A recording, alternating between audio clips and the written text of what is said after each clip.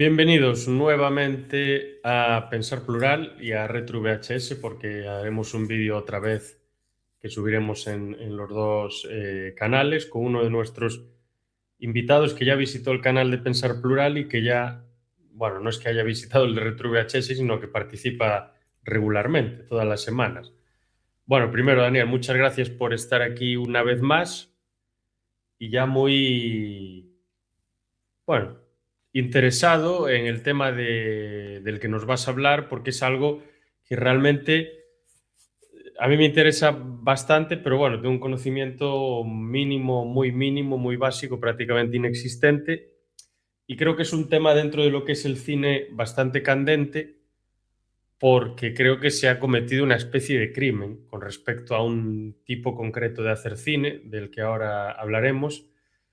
Y fundamentalmente, pues lo que vamos a hacer hoy con Daniel es intentar comprender los motivos, intentar comprender por qué lo que se ha hecho es injusto, e intentar comprender un poco la historia de ese tipo de hacer cine, de ese modo de hacer cine. Sin ir más lejos, este modo de hacer cine es el cine de animación, o como se conoce coloquialmente, los dibujos, o los dibujitos, como dicen muchos, cartoons, que le llaman en inglés. Y lo principal que ahora voy a preguntarte, Daniel, el principal tema es que por qué, bueno, antes de nada, antes de preguntar, ahora mismo mucha gente que nos esté viendo y escuchando, pues va a pensar, bueno, ya van a hablar de dibujos, voy a apagar la tele, voy a apagar el ordenador. A mí los dibujos no me interesan porque tengo 50 años. Eso es un problema que sucede mucho, es algo muy recurrente y sigue sucediendo todavía hoy en día. Entonces, se ha producido una especie de infantilización de la animación y mi pregunta es, ¿por qué crees que se ha producido esto? Lo primero, ¿por qué crees? Obviamente, pues habrá mil factores, pero bueno, los que tú creas que son más importantes en este sentido. Y lo segundo, ¿por qué crees que esto está injustificado? ¿Por qué crees que esto no responde realmente a la realidad del cine de animación? Bueno, ¿por qué se ha producido? Pues supongo que por muchos factores, al igual que también en otras épocas, e incluso aún hoy en día mucha gente pues piensa que los cómics también son para niños, pues la animación pues también, ¿no? Como son dibujos, no son personas y tal, y muchas veces pues son personajes así pintorescos, pues se asocia a que es una cosa para niños, igual que también pasa en la literatura con los cuentos, pero claro, hay cuentos muy macabros que son simplemente para adultos y hay cuentos que son para niños. Entonces yo creo que se ha asociado esas tres cosas que acabo porque por el tipo de animación, por el tipo de historias a veces, pues se asocia por eso. Mi opinión es un error porque al infantilizarlo, pues la animación pues se lleva a minusvalorarla como forma de arte dentro del cine, considerándola pues que solo es hasta para los niños. Esto es incorrecto para mí, ¿por qué? Pues primero porque es un desprecio a la infancia, un desprecio a los niños. O sea, considerar que algo infantil tiene que ser inferior o peor de alguna manera es un desprecio a los niños diciendo, no, esto es peor porque es para ellos, cuando los niños pues tienen derecho a pues, disfrutar de un contenido de calidad, o sea, disfrutar de historias y de cosas que tengan un contenido interesante. Y luego también es un error porque realmente la animación pues es desde el origen y sigue siendo hoy en día pues la hay para todos. O sea, hay animación para niños y te puedes ver una película de, yo qué sé, de Disney y tal y cual, pero también hay animación para adultos. O sea, hay películas como, yo qué sé, pues la de Ghost in the Shell, que es una película que claramente trata unos temas que se la pones a un niño de 6 años y se te va a quedar loco porque no va a entender la mitad de las cosas de las que trata. Entonces, claro, la animación, como el cine en general, es para todos los géneros y para todas las épocas. Ya lo dijo un poco, y con esto concluyo esta parte, Guillermo del Toro cuando ganó el Oscar por Pinocho, la película esta animada que hizo para esa plataforma que ya conocemos. Y una de las cosas que dijo cuando ganó el premio es: la animación es cine. O sea, la animación, como cualquier otro género, pues tiene su técnica, su estilo, su narrativa, su todo. Entonces la animación es cine, como puede ser una película de comedia o como puede ser cualquier tipo de película.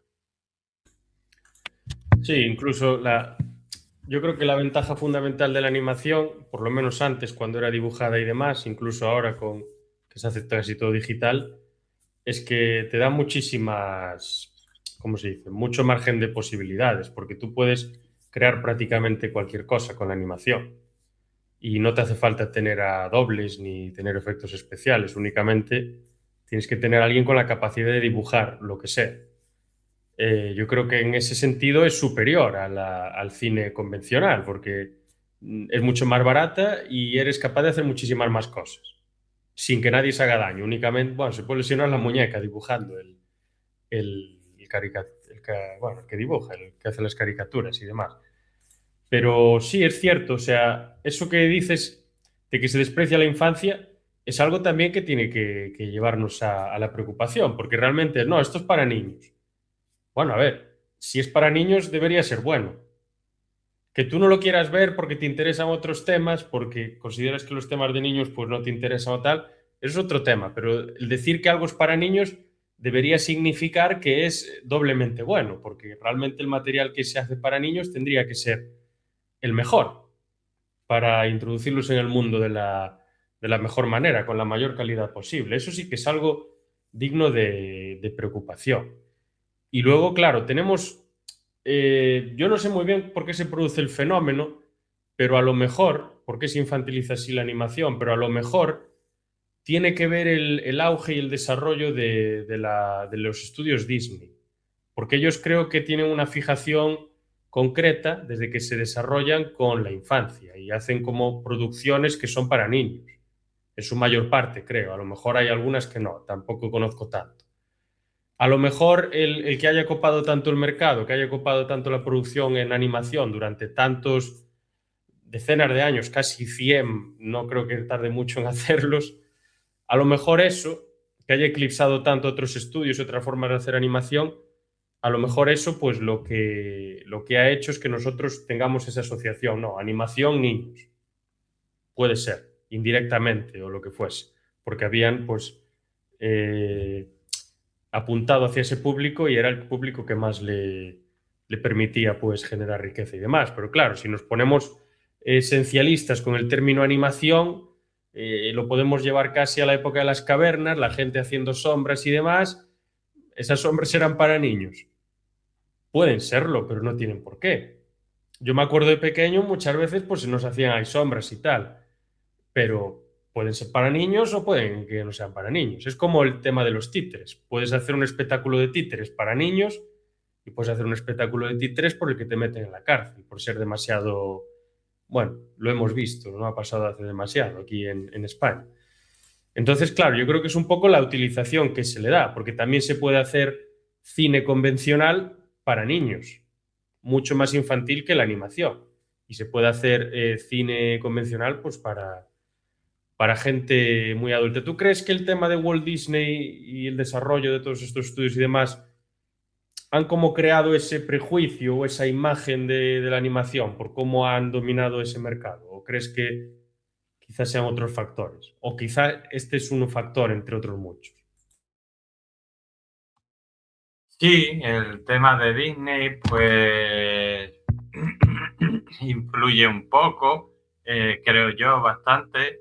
Eh, También la Warner con los Looney Tunes y otros estudios, pues sí que se ha hecho mucha animación para niños y en cierta forma, pues eso ha hecho pues al público en general pensar que está dirigido para los niños, pero Claro, como digo, también es que es complicado ver, pero sí, esa puede ser una de las razones, porque es que es eso, desde siempre ha habido animación para todos los públicos, pero yo creo que la popularidad de Disney pues ha ayudado un poco a eso, a pensar que estaba dirigido a un público muy concreto.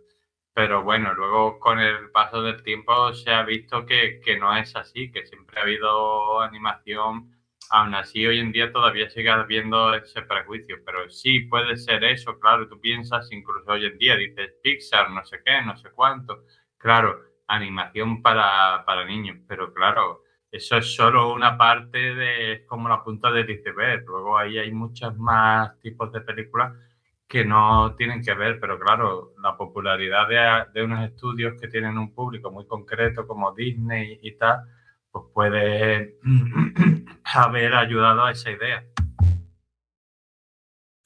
Y ahora dicho esto, pues esclarecida esta base, pues podemos ya pasar a un poco lo que sería la historia de la animación, pero vamos a empezar por el principio, como se suele decir, por los comienzos, que se retrotraen hasta hace casi, bueno, no 200 años, porque no se realizan realmente obras de animación en esa época, pero sí que se introducen una serie de dispositivos que permiten que posteriormente pues, se desarrolle el cine y fundamentalmente se desarrolle la animación. Yo antes mencionaba el tema de las sombras. Creo que hay una herramienta, algo que se utiliza que son las sombras chinescas o una cosa así.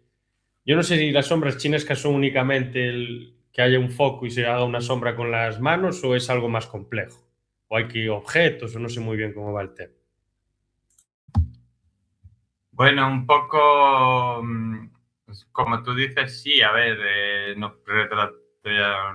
retrotraemos hace 200 años, aunque en realidad, como tú has dicho al principio, podríamos ir a la prehistoria, que también se hacían dibujos y cosas, pero sí, hace 200 años, pues hay una serie de cosas, las sombras chinescas se podían hacer con las manos, pero se podían hacer también con muñecos y cosas, las sombras chinescas, para que nos entienda el público, y ya empiezo a hablar digamos, un poco de los orígenes de la animación, era entre el público y lo que se representaba, había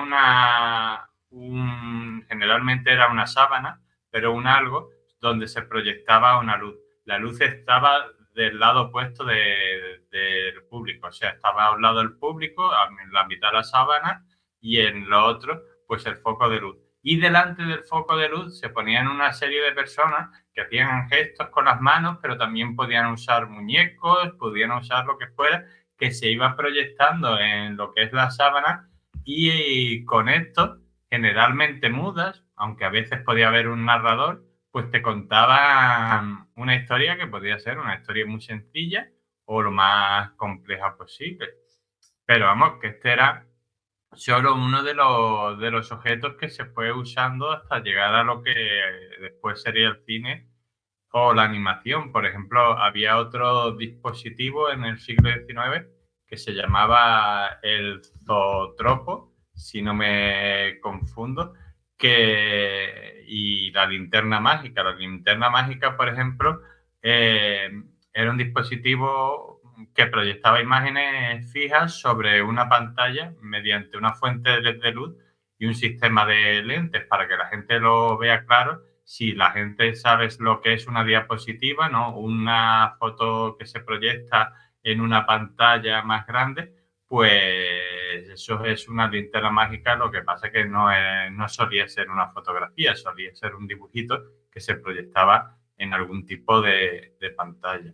Por ejemplo, el zootropo era lo mismo, pero eran varias imágenes que se movían, ¿vale? Y entonces lo que creaba era una ilusión de movimiento. Ya empezamos a ver ahí algo cercano a lo que sería la animación. Y por último, un último dispositivo, y ya te dejo, sería el prasinoxcopio, que era esa secuencia de imágenes, pero con una serie de espejos y una serie de cosas, y más perfeccionada. Ya parecía un poco más, pues, lo que sería una animación. Estos dispositivos, pues, bueno, las sombras chinescas se hacían espectáculos y tal. Lo otro, pues, no estaba al alcance de todo el mundo, se veía en algunas casas pudientes y tal, pero eran dispositivos que existían en la época y que poco indicaron el camino que se iba a seguir después, porque al final, hoy en día ya es que se graba todo en digital, pero antiguamente cuando se grababa en cine, al final lo que es el cine, ya sea animado como no, son 24 fotogramas, 24 fotos que has hecho tú una detrás de otra, que al proyectarla te crea la ilusión del movimiento. Eso es un poco al final como el zootropo o el prasinoscopio, pero ya más perfeccionado y con más, porque al final estos dispositivos que te digo, mucho que fuera así, pues solo te podían representar a lo mejor una escena, no una película entera, pero que ya se veía ahí un poco cómo se iba acercando a lo que al final es hoy en día el cine en general y la animación en concreto. Sí, en ese sentido eran muy limitados, porque claro, era una escena o lo que fue, sobre todo el praxinoscopio y el zootropo. La linterna mágica incluso también. Las sombras chinescas a mí me parecen una fuente casi ilimitada de creación, porque realmente lo que describías tú con el tema de la sábana, el foco de luz y demás, al fin y al cabo eso es un proyector. Sigue básicamente la misma dinámica. Y luego estamos en un teatro, básicamente, porque se hacían en teatro. Creo que se hacen famosas por los teatros en China que se utilizaba mucho esta técnica. Pero es que a las sombras chinescas le puedes añadir música externamente, obviamente, con un piano, con un violín, con lo que sea, y le puedes añadir voz. Puedes meter a varios personajes y puede haber varios actores que son los que están haciendo todo el tema con las manos y introduciendo objetos y demás y hablando a la vez, mientras tienes la música y puedes meter golpes y demás. O sea, tiene poco que envidiarle al cine. Obviamente, pues es más limitado, pero dentro de lo que era la época, pues con 4 cosas, una lámpara, una sábana y 2 personas ahí con un violín, pues puedes hacer 1000 cosas. Y yo me acuerdo de la linterna mágica, Zotropo y estas cosas. Me acuerdo que había como una especie, es como una rueda así, ¿no? Y había como una especie de una escena típica de una bailarina o de una historia así, y daba vueltas, emitía una luz y creo que tenía una música. No sé exactamente cuál era, si era el praxinoscopio o el otro demás. Y esto sí, a ver, es muy limitado con respecto a las sombras y demás, pero bueno, ya estamos ante una de las primeras proyecciones que se hacen en el siglo XIX, que son dibujos. O sea, vamos a decir, un poco el protocine, muy entre comillas, porque va a venir luego y no tiene mucho que ver. La protoproyección, al final, son dibujos. Entonces, estamos hablando de que los orígenes casi del cine están casi en la animación. Y ya dicho esto, hay varios autores o varias películas, bueno, de importancia, de relevancia, en que se suelen catalogar dentro de lo que serían los orígenes del cine. Ya tenemos que entrar en el siglo XX y obviamente va a ser un periodo bastante largo, pero es más por simplificar, porque realmente, claro, la primera película ahora de la que Daniel nos va a hablar así un poco por encima, pues se titula Fantasmagorie y es del año 1908. Claro, a lo mejor entre el año 1908 y el año 1914, que es la siguiente película de la que Daniel va a hablar, pues a lo mejor se publicaron 200 películas de animación, pero claro, no damos abasto y probablemente muchas hayan desaparecido o no se conserve el material y demás. Y luego ya pasamos, pues mira, bueno, no, vamos de 5 años en 5 años más o menos. Pues vamos a empezar por esta, que como no, el director, si se puede, sí, el director es francés, como todo en el origen del cine, porque el cine se hace americano, pero nace en Francia, y se llama Émile Cohl. La película, si se le puede denominar película, porque dura 2 minutos, es Fantasmagorie, y es del año 1908. En el año 1908 no había habido ni la Primera Guerra Mundial ni la Segunda, para que creo que las mujeres no podían votar en el 80% de países, 90% de países del mundo, para que nos situemos en contexto. Y tenemos a este hombre, o mujer, ya no sé si es mujer o hombre, ya tengo dudas. Es hombre, ¿no? Sí, sí, sí. Tenemos a este hombre, Emil Cole, haciendo estas cosas. ¿De qué va esta película y por qué es tan importante dentro de los orígenes de la animación? Pues sí, aunque bueno, entiendo tu duda porque en aquella época, como ya hablamos en un podcast, que también de los orígenes del podcast, la mayoría de los directores en aquella época eran directoras. Pero sí, Emil Cole era un señor que es considerado uno de los padres de la animación por esta obra, Phantasmagoria, que es verdad que es de 2 minutos, pero hay que pensar las películas que se hacían en aquella época, un 10 minutos ya era casi un largometraje, quiero decir, o sea, era lo normal en aquella época, y es un poco, ya empieza sin ser, creo yo, terror, pero ya empieza un poco a meterse ahí ese género. Por eso digo, la animación solo para niños, las animaciones de todo, es un poco casi terror, o sea, es una historia de un payaso que se transforma en diferentes objetos. Entonces, sin ser así de miedo, roza un poco esa temática, o sea, no es el típico payaso así simpático y tal. Y entonces, pues es un poco esa la idea y está dibujado a mano y tal. Bueno, en aquella época, claro, era la única forma de hacerlo y es, digamos, considerada la primera película, así muy cortita, pero sí, la primera que nos muestra ahí, pues, lo que puede hacerse con lo que tú dijiste un poco al principio, con el cine de animación se puede hacer de todo, puede coger un payaso y que se convierta en una sartén o que se convierta en eso en el cine de personas. Bueno, hoy en día lo puedes hacer, pero no es igual. Y antiguamente, pues, convertir a una persona en una sartén, veías la película y siempre había mil cortes para que no se viera. Y lo ves ahora y dices, se nota que no se ha transformado en una sartén, claro, porque la nueva animación, pues, tiene sus limitaciones en ese sentido que la animación no tiene.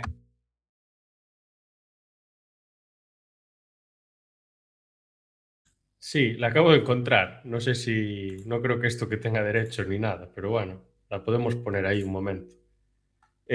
Ahora que lo decías, todo esto, claro, yo veía un poco por encima lo que es la película, que dura 1 minuto 45. Parece que están como dibujándolo en una pizarra, ¿no? Con una tiza. Y no sé si a ti te recuerda mucho estéticamente a las producciones de Disney, de las primeras. Se parece mucho el estilo de muñecos y demás. Obviamente Disney mucho más elaborado. Pero bueno, es básicamente así todo lo que es esta película, este corte de 1 minuto 45. El payaso creo que es este que empieza a transformarse un poco en todo. Eh, claro, ahora lo vemos y nos parece una chorrada, pero hacer esto a lo mejor de aquellas, pues es como hacer hoy una película de 2 horas y media con un montón de presupuesto. Pues la verdad, sí, tiene mérito. Pues este es Emile Cole, entonces, una de las primeras obras de animación. Terror, claro, decías tú, entre comillas, sí. Creo que hay otra película que se considera la primera de terror, pero no es de animación, que es más o menos de la misma época. Es como una Sí. casa encantada. Pero esta, claro, si es un payaso que quiere aterrorizar y demás, pues mira, vemos ahí un hermano dibujado. Pues podría ser perfectamente considerada de terror. Y vamos a pasar entonces al segundo de los artistas que tenemos por aquí, que ya tenemos que cruzar el charco. Tenemos que avanzar, en este caso, 6 años, hasta 1914. Y el autor, el director o artista total, porque de aquellas eran artistas totales normalmente, pues es Winsor McCay. Y aquí tenemos una obra que se titula Yerty el dinosaurio. ¿De qué va esta obra? Podemos intuirlo por el título, pero un poco de qué va, cuál es la temática y por qué esta obra está incluida entre las referencias obligadas dentro de la historia de cine animación.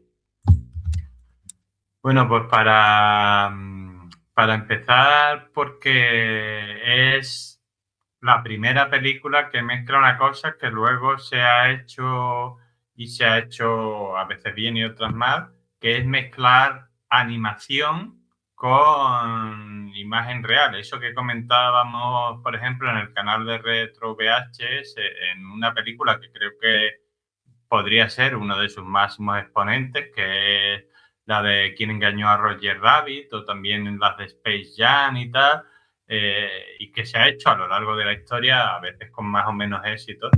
Pues la primera película que mezcla la imagen real con la animación sería ya en este 1914, donde pues el señor McKay eh, interactuaba con esa animación suya, o sea, interactuaba con su dinosaurio.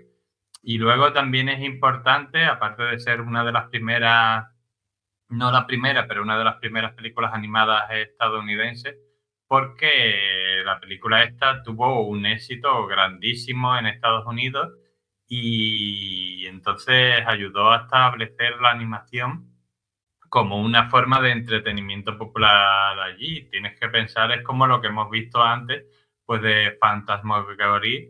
Claro, a nosotros nos parece simpático, que tal y cual, pero que en aquella época, pues la gente lo flipaba con eso, quiero decir. No hay que recordar que hacía no tanto la señora Blanchet, pues había empezado a contar sus historias en el cine de acción real, porque antes de eso la gente iba a ver proyecciones de las olas del mar, de el fuego y de tal. O sea que esto en aquella época era algo súper revolucionario y tú tienes que imaginarte ese público americano y después del resto del mundo que no solo es que está viendo el dibujo animado de un dinosaurio, sino que está viendo un dinosaurio que está interactuando con un señor. Eso es como, vamos, algo increíble, lo no visto. Sí, es cierto. Y aquí ya vemos, ya visualmente la obra es algo que está bastante lejos, dista bastante de los orígenes ya de Emile Cole. O sea, ya son un tipo de dibujos ya mucho más parecidos a lo que nosotros consideramos más cine de animación, un movimiento mucho más armónico, unos colores más realistas, no hay una tiza sobre una pizarra. Pasamos entonces, seguimos en el continente americano, pero avanzamos 3 años y nos vamos hacia el sur de todo, en el que contamos con otro director de referencia que es Quirino Cristiani, que yo creo recordar que hablamos de él en algún momento en el podcast de Retro VHS cuando habíamos mencionado algo de animación en algún momento. Me quiere sonar, que era pues una figura pues de renombre, de las más importantes. Y Quirino Cristiani, argentino, la película que él produce, dirige y confecciona se titula El Apóstol y es del año 17. Entonces, como antes, Daniel, esta película, pues es de qué va un poco así por encima y qué es lo que tiene de especial con respecto a las demás para que haya que incluirla dentro de este elenco de las grandes producciones de animación antes de los años 40. Pues básicamente es la historia de un político que se convierte en apóstol. Como vemos aquí, no es una historia, y cualquiera que la haya visto, creo que la puedes encontrar por ahí. No es de temática para niños, es una película para adultos, ¿no? Porque te cuenta un poco eso y es un poco una crítica, pues a lo que vendría después, por desgracia, en el mundo, esos políticos, esos líderes que se convertían en, pues más que eso. Y es ahí importante porque este hombre pues tenía más obras, pero animadas, pero eran cortos y este está considerado uno de los primeros largometrajes de animación de la historia. O sea, ya no eran 2 minutitos o 10 minutitos, sino que era una cosa pues un poco más larga. Quiero, quiero dar a entender que un largometraje no quiere decir que se espere ahora a la gente 2 horas. Quiero decir, en aquella época una película que tuviera una hora y pico ya era un largometraje, quiero decir. Entonces, esta sería la primera. Y sí, yo creo que en algún podcast la hemos mencionado, pero no sabría decirte en cuál. Pero sí, este hombre se ha mencionado por eso, porque se considera, hay un poco de debate en el que yo no voy a entrar, pero se considera que este es el primer largometraje animado de la historia. Y está bien, es interesante, pero como digo, pues es animación más para el público adulto.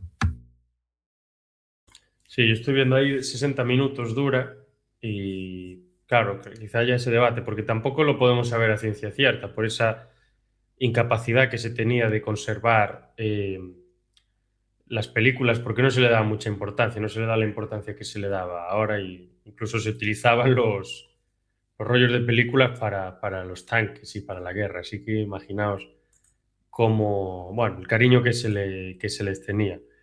Ahora otro de los autores es Lot Reiniger, que a mí también me suena mucho, que creo que hablamos también de él. Este es alemán y su obra es del año 26, ya pasan 9 años desde la obra del apóstol. Se titula Las aventuras del príncipe Ahmed. No es alemán, es alemana, perdón, que es una mujer, que me confundía. Claro, es que estos nombres, yo como no soy ni alemán ni francés, pues me lío con ellos. Lotte, Emil, pues no sé si es un hombre o una mujer, pero sí es una mujer. Estas creo que son. Esta película creo que sí que es bastante conocida. Y creo que, independientemente de que no conozcamos el nombre, si vemos alguna imagen, algún fragmento de lo que fue, creo que sí que cualquiera la reconocería sin saber cómo se titula. Y creo que incorpora ya elementos a color o algo así, o dibujados, o no me acuerdo muy bien. Sí, de ella hablamos cuando hicimos también en los orígenes del podcast, hicimos el podcast del especial Directora.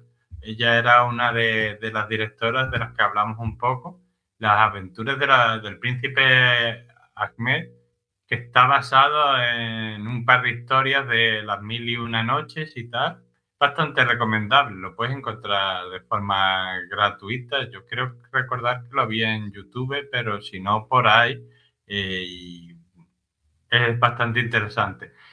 Recuerda mucho a las sombras chinescas porque son imágenes en negro que se van moviendo y tal, proyectadas, y sí que mete color, así, a ver, no es color en plan, pues como hoy en día ni nada de eso, pero sobre todo en los fondos y cosas, sobre todo para destacar situaciones, pues peligro, pues tal, hay una serie de colores, que mayormente es sombras negras aquí lo estamos viendo, en fondos coloridos, pero y que recuerda mucho a las sombras chinescas, aunque bastante más elaborado, pero la verdad es que la historia es bastante interesante, o sea, esta sí entraría en lo que es las historias infantiles hasta cierto punto, pero yo cuando la vi, a mí me gustó mucho, o sea, yo la disfruté bastante. Es pues la historia de un príncipe que busca rescatar a su amada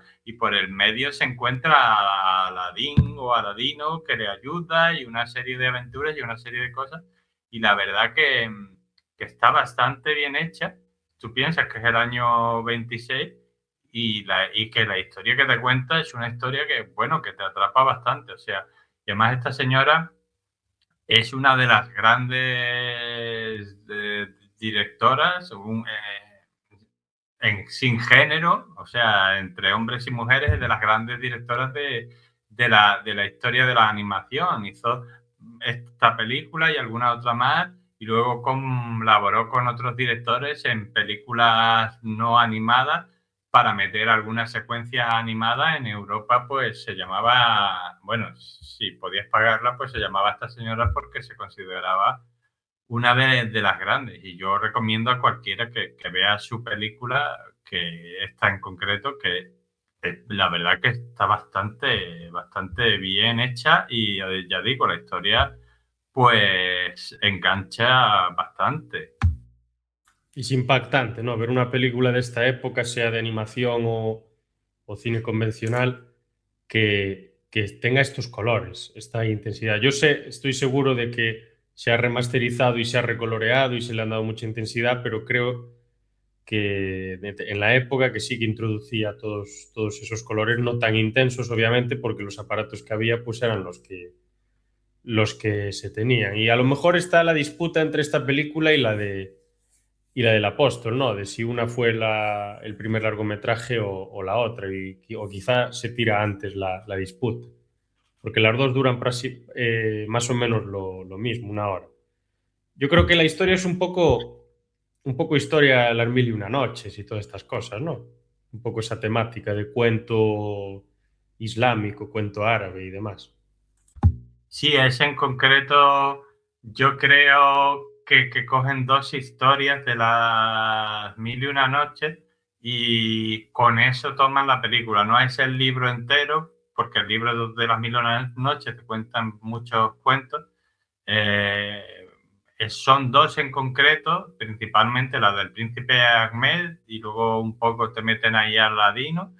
Pero sí, con eso tiran y es así, pues totalmente un ambiente de Oriente Medio, ¿no? Países a veces ficticios, pero que uno los situaría en Oriente Medio y eso.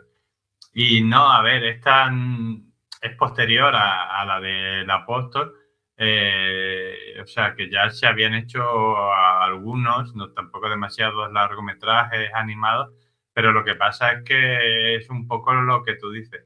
Hay que tener en cuenta que incluso de los grandes nombres de esta señora, o tú piensas, pues por ejemplo, Méliès o pues la señora Blanchet, en algunos casos, con suerte, por lo que tú has dicho y por la mala conservación y por tal, pues a lo mejor tenemos un 30%. Entonces, nosotros podemos hablar de lo que tenemos, ya sea de las películas o de lo que tenemos porque alguien ha escrito de ello o a tal, pero no se puede fijar con tal certeza, ¿eh?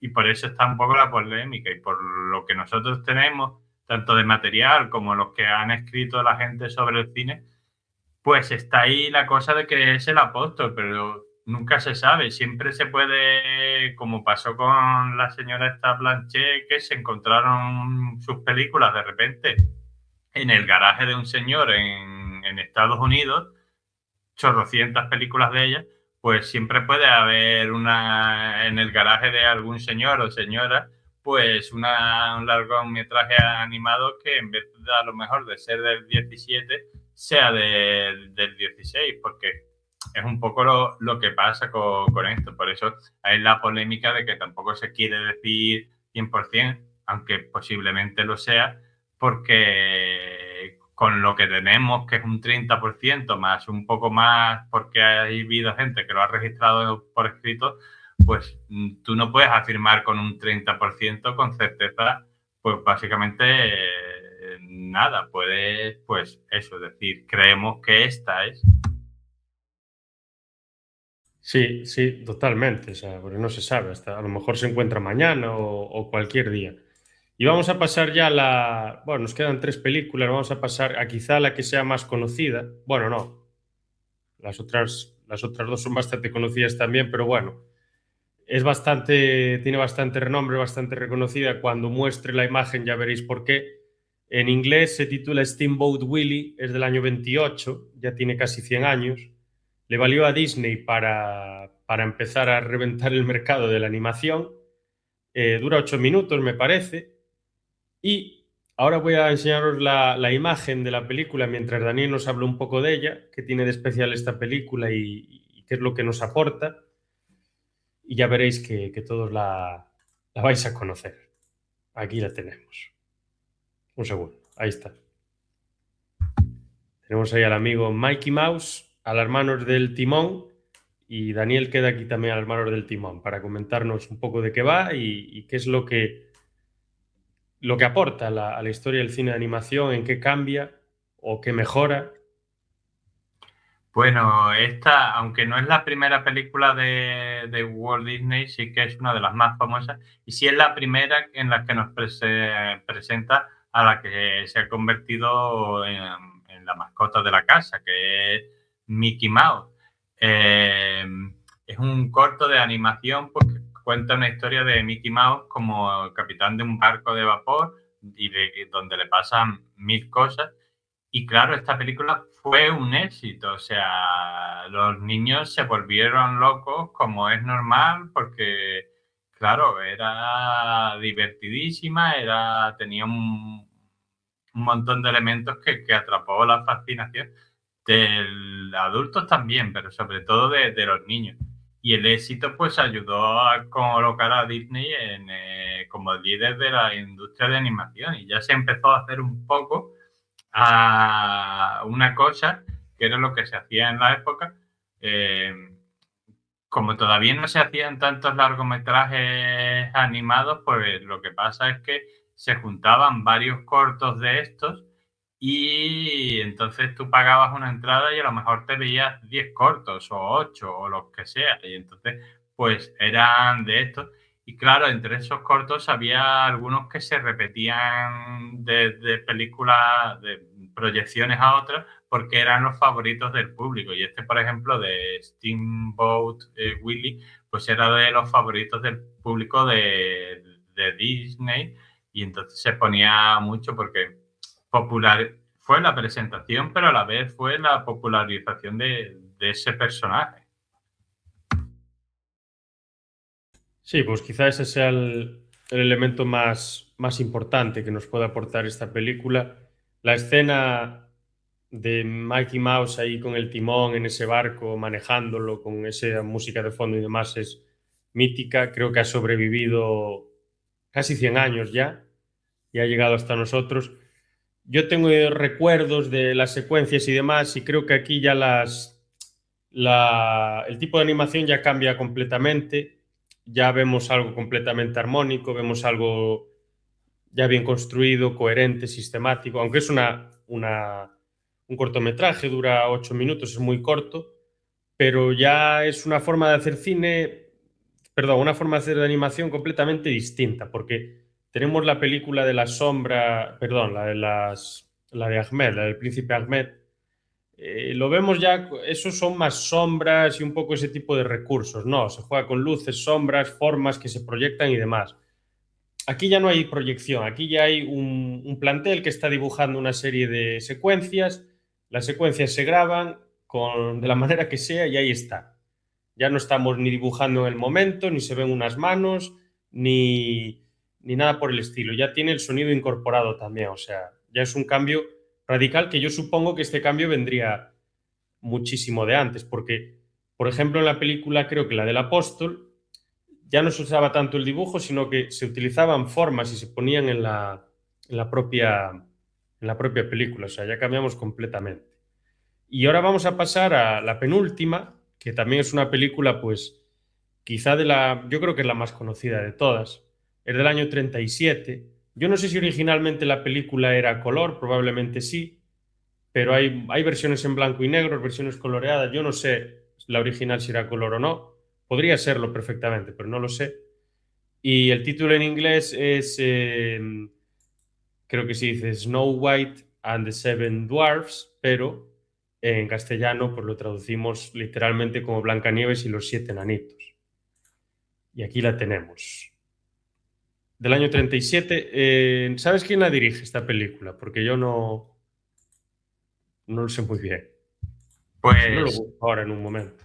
lo primero que te puedo decir es que la película sí era animada y tiene el color que estamos viendo aquí. O sea que sí era una película de color. El director es que en aquella época, bueno, como ya era un largometraje, hay varios directores. Aquí, me sale David Hahn, Larry Morey, Wilfred Jackson, que eran es que eran los directores y los animadores, generalmente era la misma persona, excepto casos así concretos como el de Lotte o tal, porque, bueno, cada uno hacía una parte y un poco se dirigían entre los unos a los otros. Así que hay varios directores aquí. Y lo que he dicho, el color pues es el que estamos viendo y apreciando aquí, que en aquella época pues no había tantas películas a color, tampoco en acción real. O sea, teníamos, por ejemplo, que hemos hablado aquí, la de Robin Hood, y te lo anunciaban ahí como una cosa en plan Technicolor, porque el resto de las películas solía ser blanco y negro. Entonces, este es el primer famoso porque es el primer largometraje de Disney, la historia. Ya empezamos a ver una cosa que sería una tendencia de Disney, que es vincular sus historias a cuentos clásicos europeos, eh, ya fuera de los hermanos Grimm, de Anderson, de Perrault o de quien fuera, pero cuentos clásicos europeos. Y te cuenta aquí pues la historia del cuento clásico de Blancanieves y los siete enanitos, que yo creo que todos conocemos, ¿no? La princesa que se refugia, que la quiere matar la reina malvada por ser la más bella y tal, y se refugia con estos siete enanos para escapar de esta reina y matar a esta malvada. Y entonces la película fue un éxito, fue el primer largometraje de Disney, ya no eran vamos a hacer varios cortos y los juntamos y los proyectamos, ¿no? Ya vamos a hacer una película larga y fue un gran éxito y estableció pues a Disney pues como líder de la industria de la animación. Sí, ya con Steamboat Willie Disney entró ahí fuerte y se convirtió en uno de los grandes estudios. Con esta ya directamente pues sus competidores estaban ahí y hacían cosas, pero ya Disney se quedó con el mercado.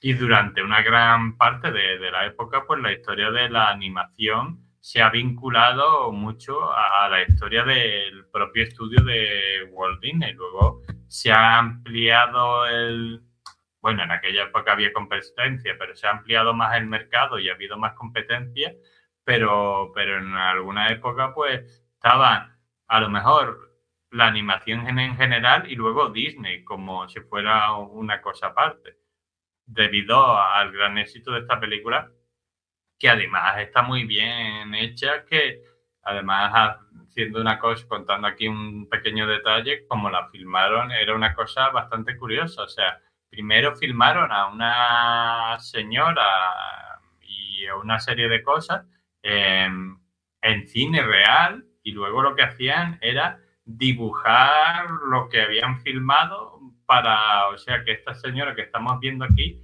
está basada en una señora de verdad y cuando Blancanieves sale bailando, eso lo filmaron para que luego los animadores hicieran una animación basándose en ese dibujo. O sea, era ya un proceso más complicado, no era simplemente meter sombras, que está bastante bien, o hacer un dibujo sobre el papel, sino que aquí ya se ven intentos de que la animación sea de alguna forma, entre comillas, realista, basándose en cosas reales y que los movimientos pues parezcan cosas reales. Eso son un poco una cosa que ha habido algunos directores, como ya más adelante, en otras ocasiones quizás tengamos oportunidad de hablar, como le pasa un poco a Miyazaki, que te ves en una película de animación que acaba de salir un dragón o un señor con 8 patas, ves que una niña se quita el zapato, se quita el calcetín, lo coloca en el zapato y tal, y, perfectamente, y tú dices, esto es una cosa que podía haber hecho un niño japonés de verdad, quiero decirte. Entonces, aquí ya se ve que Disney quiere intentar acercarse a la realidad con sus cines, aunque pueda contar historias así fantásticas.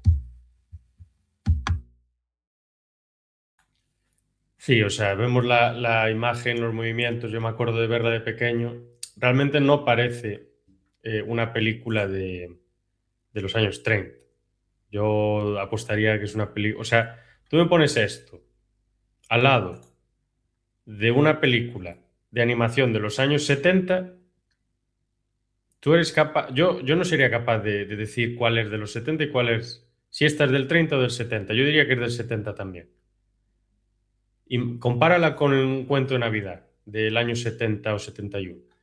Es que visualmente es incluso superior esta película. Es una pasada, es una maravilla. Y esta quizás sea la gran apuesta que acabaría ya por ponerlos en lo más alto del mercado del cine de animación. Y luego vendrían otras películas como Bambi, por ejemplo, en el año 42, que también tiene a David Hunt detrás. Y luego vendría otra película en el año 40 que se denominó Fantasía y tiene a un Mickey Mouse disfrazado de mago. Yo no sé muy bien de qué va esta película, yo no la vi, pero tengo recuerdos de muchos fragmentos, pero nunca llegué a verla entera. Y esta es la última de la que vamos a hablar hoy, la de Fantasía del año 40, que seguramente dentro de los directores o guionistas o lo que sea, pues seguro que alguno de ellos es David Hunt. Y si no, que Daniel nos corrija. ¿De qué va un poco esta película y qué es lo que aporta, además de lo que había aportado ya Blancanieves? Claro, esta película, además de ser el regreso de Mickey Mouse después de un tiempo, unos años que había estado sin aparecer, pues sí, algunos directores repiten aquí. Pues claro, es un conjunto de cortos. He hablado que hubo en una época al principio que te juntaban varios cortos para hacer una representación, pero los cortos eran independientes. Quiero decirte que la selección a veces la hacía Disney, a veces la hacía el propio cine, que las cosas no estaban tan regladas como entonces y te metía las películas que más o menos, pues, entonces podía cambiar. No, este es un conjunto de cortos, 7 o 8, depende de cómo los cuenten, que podríamos decir que es una de las películas más famosas de Disney y quizás podríamos poner aquí el final de la época de los orígenes del cine, no el final de la animación clásica, porque esta película marca un antes y un después. Hay que decir que, aunque esta película tuvo éxito durante su época, en 1940, no fue demasiado entendida porque, claro, Disney venía de hacer animación básicamente para niños y esta es una película que se las puede poner a los niños sin problema, pero que es una película que te habla a veces de cosas así más, o sea, te mezcla un relato así de Mickey, del aprendiz de brujo, que se llama, cada corto además tiene su nombre, que además tiene la originalidad de que se dibujó y se grabó una orquesta sinfónica en directo para hacer cada una de las piezas. Y cada una de las piezas son clásicos de la música. O sea, pues tienes a Tchaikovsky, tienes a una serie de autores de música clásica que se representaban mientras se contaba la historia. ¿Qué pasa? Lo primero que no hay diálogo. En aquella época ya el cine pues tenía diálogo, sobre todo el cine animado. Es todo música e imágenes, que ya digo, hay historias como la de Mickey, del aprendiz de brujo o alguna otra, que son así, podías orientarla para un público infantil, pero luego hay otra serie de historias que te cuentan conceptos un poco más complejos que, claro, los niños pueden verla y no pasa nada, pero a lo mejor no lo entienden mucho. Entonces esta película, aunque tuvo cierto éxito en su época, no fue del todo comprendida y no fue hasta los años 60, más o menos, que la gente la empezó a apreciar de verdad y empezó a apreciarla como un clásico de la animación, porque, claro, era un poco diferente a todo lo que habíamos visto antes. Era un poco, pues, te contaba varias historias, la música también aquí era protagonista, pero algunas cosas era como un experimento, en cierta manera, que hizo Disney de hasta dónde podía llegar la animación de la época. Entonces, pues había historias muy así y había historias pues, que son más complejas de entender. Entonces, claro, esto cambió un poco el panorama y tuvo influencia, porque aunque digo que el público en general no la ha reconocido del todo hasta los 60, sí que tuvo influencia sobre todo en los animadores, que vieron que la animación pues podía hacer cosas que ellos ni siquiera imaginaban. Entonces, pues, claro, es una película que yo recomiendo a todo el mundo, pero que aparte que, pues, que es un antes y un después. Es Disney decir, bueno, pues ya tengo todo el dinero del mundo, he contado cuentos y cosas a todos los niños del mundo y ahora voy a hacer algo totalmente diferente. Voy a hacer una película que a veces va a ser hasta un poco abstracta y va a ser cosas así. O sea, yo recuerdo que hay uno de los cortos que básicamente son luces, colores y música. Y entonces, si tú lees la definición por ahí, que la puedes encontrar en internet, te dice que es la lucha de la luz por hacerse camino entre las sombras. Digo, claro, y tú lo ves y dices, sí, un poco puede ser, pero claro, tú lo ves la primera vez, yo me acuerdo la primera vez que lo vi y me pareció precioso, pero yo estaba pensando, ¿qué estoy viendo aquí? Luego hay historias más sencillas y más tal, pero claro, era otra cosa diferente, era una experimentación, un experimento maravilloso que hizo Disney ahí, que cambió la animación para siempre. Sí, un poco es experimental también, ¿no? Creo que hay una de las historias que explica un poco la evolución desde los organismos más simples, los unicelulares, hasta los más complejos. Hombre, yo no digo que no sea un tema para niños, pero bueno, quizá un poco complejo, la verdad. Creo que tiene alguna pieza de Schubert también, y que es cuando se produce esa lucha entre la luz y las tinieblas y todos esos temas. Bastante, bastante arriesgado, la verdad. Son unos temas que quizá pues no se pensarían para ese tipo de público, pero bueno, claro, lo que decías tú, visualmente y en cuanto a cómo se produce la película y demás, pues eso sí que tiene una influencia enorme posteriormente, que luego veremos, porque hoy ya nos quedamos aquí en los años 40 y pues en las semanas venideras pues analizaremos otras etapas históricas dentro del cine de animación, pues creo que el siguiente vídeo que haremos, que probablemente sea dentro de 2 semanas, pues vamos a analizar, bueno, va Daniel a analizar, yo le voy a ayudar mínimamente, creo que es el periodo comprendido entre el año 41 y el 81, o una cosa así. Porque luego los 80 y los 90 pues son un vergel. Cada 5 minutos tenemos una película que rompe con la historia anterior del cine de animación. Pero bueno, dentro de 2 semanas más o menos, esos 40 años en los que hay mucho y luego esos 80 y 90. Y no sé si Daniel quiere decir alguna cosa más para cerrar y si no, pues ya ponemos fin a esta entrevista de hoy. Bueno, yo simplemente hay algunas que no, evidente Blancanieves y Fantasía, pues ya pues tienes que tener o bien la película en formato físico o bien tener la plataforma de Disney o lo que sea o algunas otras, pero yo quiero decirle a la gente que si tiene interés en la mayor parte de estas películas, pues El Príncipe Meg, El Apóstol y tal, las puedes encontrar fácilmente gratuitas en internet. Y ya digo, algunas son bastante buenas y sorprenden para la época. Así que yo animo a los espectadores que si tienen interés, que las busquen por internet, que se encuentran fácilmente y las pueden ver y la verdad que están bastante bien. Pues nada, muchas gracias y nos veremos en la próxima, que será dentro de poco. Saludos.